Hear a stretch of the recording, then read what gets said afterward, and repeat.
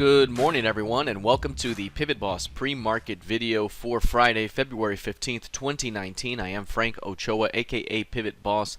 Here's a look at the daily time frame of the ES. We are still trending straight up.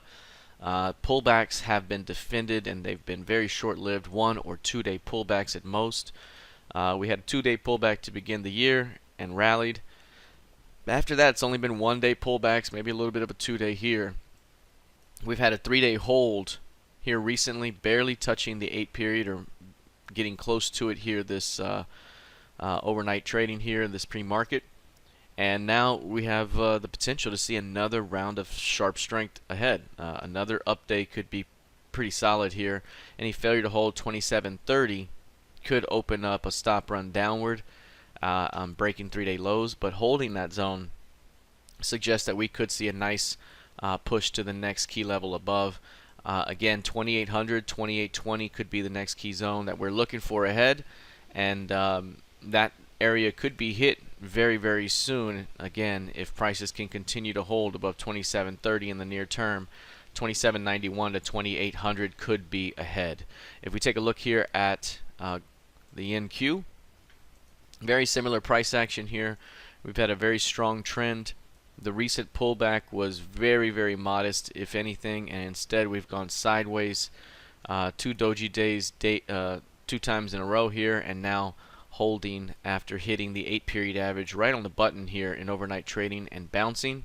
Again, this one still has more upside here that could be as high as 7200, and as shallow as about 7140. So you have the 7139 key level here. You have 7200 here, and that's a good area of resistance that could be hit rather soon, perhaps over the next day or two. And again, keeping an eye on the recent 3-day lows is going to be very important, because any failure to hold 3-day lows could suggest a stop run ahead. So if we take a look at these 3-day lows right here, we're talking about 69.65 or so, 69.70. Any failure to hold that level could open up a stop run back towards 68.40 at the very least. But right now, everything's still holding. The trigger zone of the PIMA is still being defended, and the trend still remains bullish at this time. Looking at crude oil, you'll see with crude, this one also will not go down. The recent rally here after this rejection day was very strong, and it backed off. Then it was strong and backed off. Then it tried to push through the previous low, but a failed new low led to a big rally here, and now through 2-day highs and retesting recent resistance here around 55.50. That's a fairly strong move here. This futures contract here will not go down.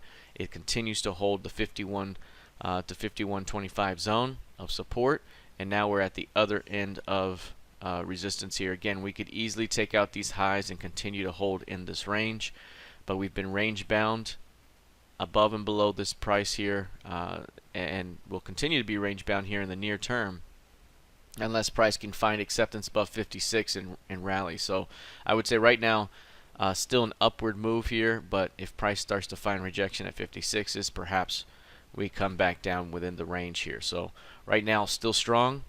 Any rejection at 56s could lead to a little bit more of a pullback. With regards to gold here, we've gotten a failed breakdown yesterday. Price attempted to break down through the month's lows here, hit a low of 1304.70. I mentioned any retest of 1300 could be bought for a rally into 1360.